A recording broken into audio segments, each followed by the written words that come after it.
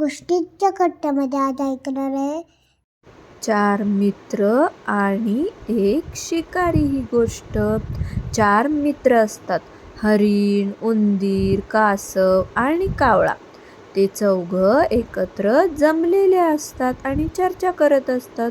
तेवढ्यात तिकडून एक शिकारी येतो आणि तो हरणाच्या अंगावर जाळं टाकतो. बाकीचे तिघं मात्र लपून बसण्यात यशस्वी ठरतात. हरिण मात्र त्या जाळ्यामध्ये सापडतं. मग ते तिघं मित्र म्हणतात आपल्याला सोडवायला पाहिजे त्याला. मग कासव तिकडून येतं.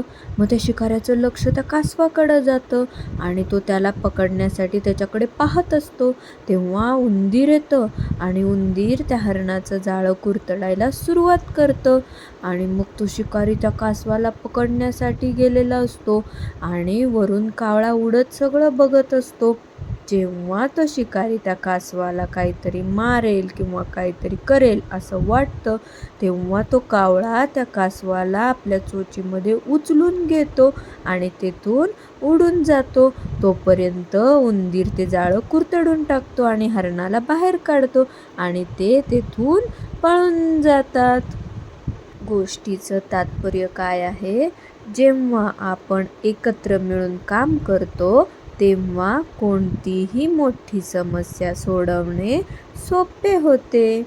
गोष्ट आवडली असेल तर लाईक करा, चॅनल सबस्क्राईब करा. थँक्यू.